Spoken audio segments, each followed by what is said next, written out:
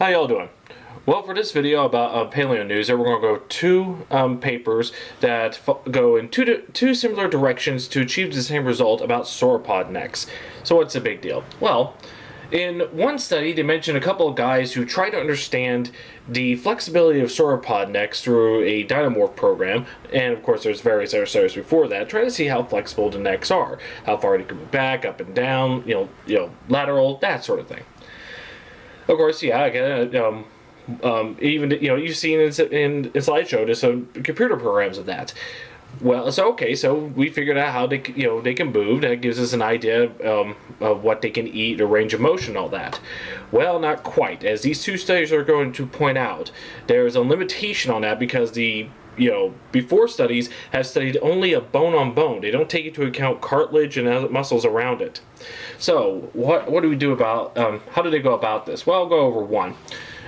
First one is the intervertebral flexibility of the ostrich neck, implications for estimating sauropod neck flexibility, by Matthew J. Cobley, Emily J. Rayfield, and Paul M. Barrett.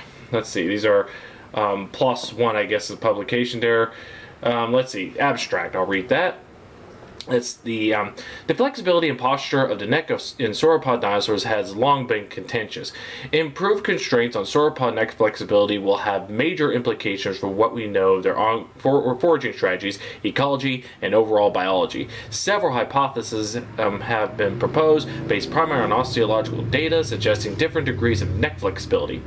This study attempts to assess the flexibility of the effects of reconstructed soft tissue on sauropod neck flexibility through systematic removal of muscle groups, and measures the flexibility of the neck of the living analog, the ostrich, Struthiocamelus. The possible effect of cartilage on flexibility is also examined, as this was previously overlooked in osteological estimates in sauropod neck functions. These comparisons show that soft tissues are likely to have limited the flexibility of the neck beyond the limits suggested by osteology alone. In addition, the inferred presence of cartilage and varying intervertebral spacing between the synovial capsules also affect neck flexibility. One hypothesis proposes that flexibility is constrained by requiring a minimum overlap between successive zygopotheses equivalent to 50%. And zygopotheses are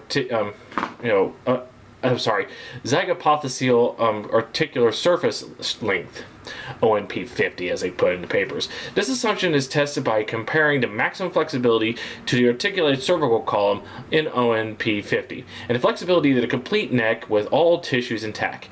It is found that this model does not accurately convey the pattern of flexibility in ostrich neck, suggesting that the ONP50 model may not be useful in determining neck functions if considering in isolation from morphological and soft tissue data. Now, of course, we find fossils as bone, hardly any real tissue. So it's all we have is just the, when they do these previous models, it was just bone on bone. However, as these studies go to show, the soft tissue does add many factors that throws the old ones, in a loop. So after the introduction, they go over material study. This one right here deals with ostrich necks. And okay, I'm sorry for it's a bit gruesome, but that's science for you. They used 3 6-month-old ostriches, humanely killed, as stated here, and the attempt was, they test the flexibility of the necks, both up and down, and laterally, and as they dissect it, they take off they list the muscles and the ligaments as such. They test the flexibility at one stage. Then by removing certain tissues on the outside, they test the flexibility further, and then more is taken off, and they flex it again. They measure how far it can flex, and they found out through this study that there's a huge difference. Now, of course, without all the muscles and ligaments and the cartilage, it is quite flexible, but less so with the tissues on it. There are some limitations here and there. So, again, this is not a sauropod, but it's an analog that shows that with this, it will also affect the results if we were able to make any estimates of the sauropods, as if they were living creatures. So we can't just rely on the bones and the model that say, when they flex this way as bones, therefore they flex that way in real life, and that tells us everything. Not so. So let's see. Naming conventions used, results. And the results is, as I said, the more tissue was removed, the more flexible the neck is of itself. To talk about the discussion, and even, because they show pictures about the ostrich and how far it can go. One of the pictures is where where the ostrich necks, they could go from anterior to posterior section of the neck to go touch each other, a nice ring. Whereas opposed to when there's just the bones by itself, it can flex in almost in an exaggerated J shape, so it can do it more strongly curved. So, let's see. The conclusion, the ostrich neck can be divided into 3 sections: of varying flexibility, a slight flexible anterior section, a very flexible middle section, and a stiff posterior section. The soft tissue of the soft tissues of the neck place absolute limits on flexibility, as removal of the muscles lead to higher maximum flexibility. Therefore, muscle mass needs to be taken into account in any prediction of flexibility. Osteological reconstructions are insufficient to predict neck flexibility in extinct taxa. I should also explain, for those who don't know anatomy, what zygopotheses are. They're the parts of the vertebrae where they touch each other and where they articulate. The post-zygopotheses and the pre-zygopotheses. The pre-zygopotheses are in the anterior, the front of it. Usually, if you use your hand, you put your palm up. Post-zygopotheses are on the back of the vertebrae, and they face downward, so they kind of touch together. There's 2 on each side, so they allow that back and forth, allow for the articulation there. All right, so that's what zygopotheses are. There's a part of articulation in the vertebrae. And the zygopotheses overlap do not reliably indicate flexibility of the pattern of flexibility across the whole neck. There are very distances between adjacent vertebral bodies, allowing for increased flexibility in equal amounts of zygopothesial overlap. Therefore, ONP50 is inappropriate as a measure of flexibility. What that ONP50 is supposed to be is that means that testing when the neck flexes. The zygopotheses, which are, if they're completely over, that's 100%. But if as it articulates, if 50, they're testing about 50% articulation. And the details are in the papers of both of these, but it's not reliable for just the bones alone. You have to take in other factors. The amount of cartilage presents affects potential flexibility. This requires further work on the role of neck flexion. And this gets more detailed with the other paper here. So, let's see. Let me get to the other paper here. This one is a bit longer here. It's about 17 pages. The effect of intervertebral cartilage on neutral posture and range of motion in necks of sauropod dinosaurs. This is by Michael P. Taylor and Matthew J. Whittle. He's got a book on sauropods there, Whittle does. I need to check that out.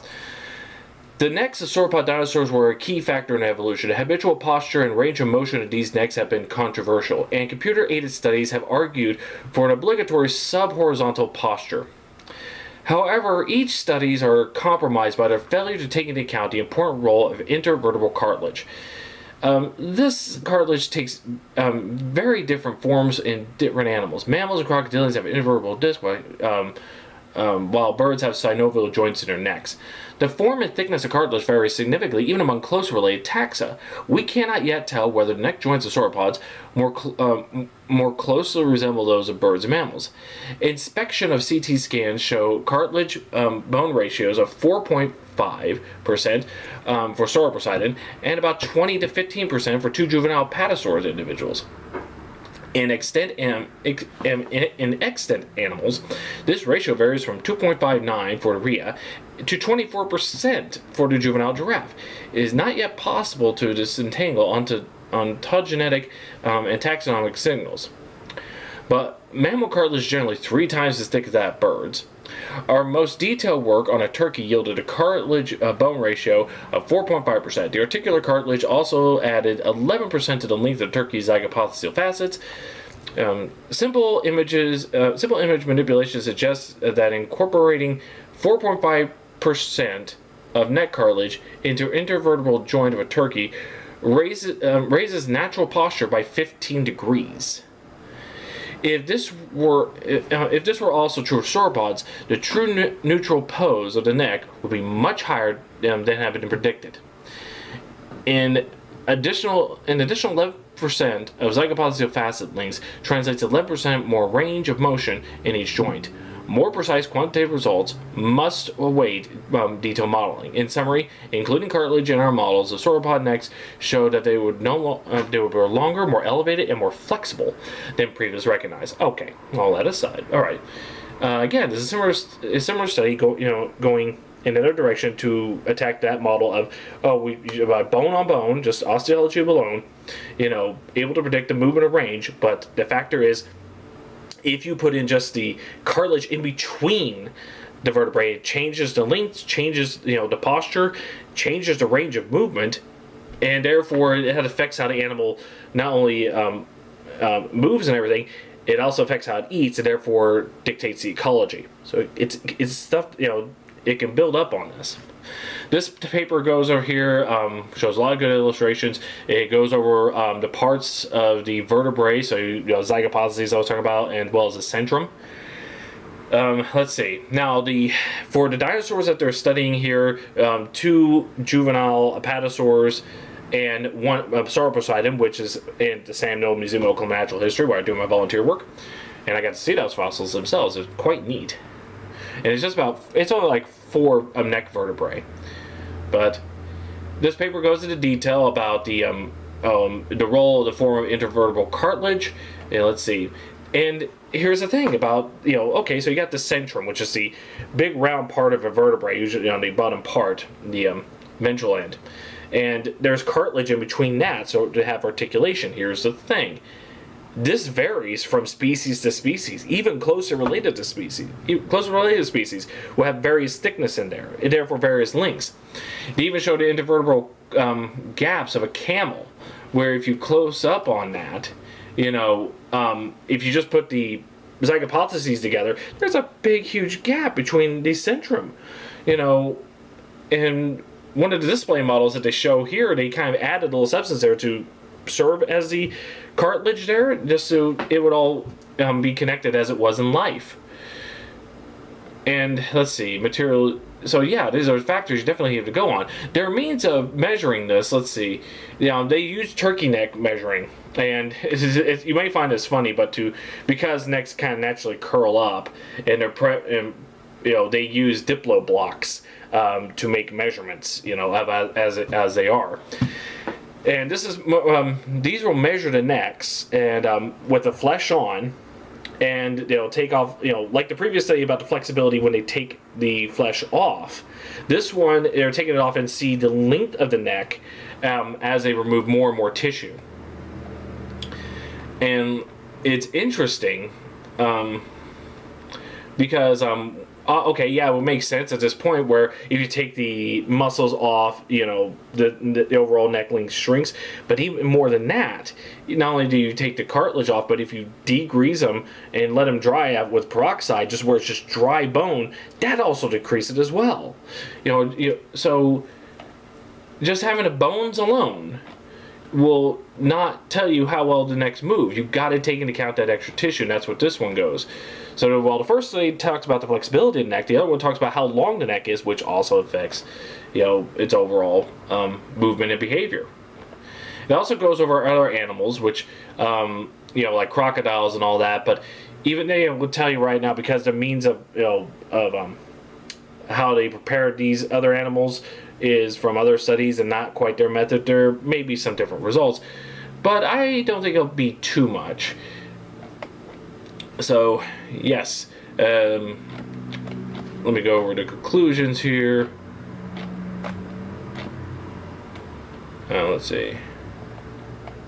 Conclusion: a survey of intervertebral spacing and cartilage thickness in extinct and extant amniotes reveals several factors that affect any attempt to model vertebral articulations. The thickness of intervertebral cartilage is highly variable among taxa, ranging from 2.6 of centrum length in a rhea, which is related to an ostrich, to 24% of the centrum length in the baby giraffe. Even if we restrict the sample to presumably adult animals, the range is 2.6% to 20%, a factor of almost 8. Um, there seems to be some systematic difference among clades. Mammals and other non-avian amniotes typically have thicker intervertebral cartilage than birds. Intervertebral spacing is particularly high in plesiosaurs, perhaps because of their proportionately short vertebral centrum, i.e., the cartilage is not thicker absolutely than in the similar sized animals, but only in comparison to shorter vertebrae. Based on our admittedly limited samples, sauropods appear to have had to have been intermediate between birds and other amniotes in the thickness of the intervertebral cartilage in the neck, with cartilage accounting for 5 to 10% of the length of the centrum in adults. Although only 2 of our sample sauropod specimens have strong opistocellus centrum. Okay, let me explain that. The centrum, which is this big central part on the the big rod part that you see in vertebrae.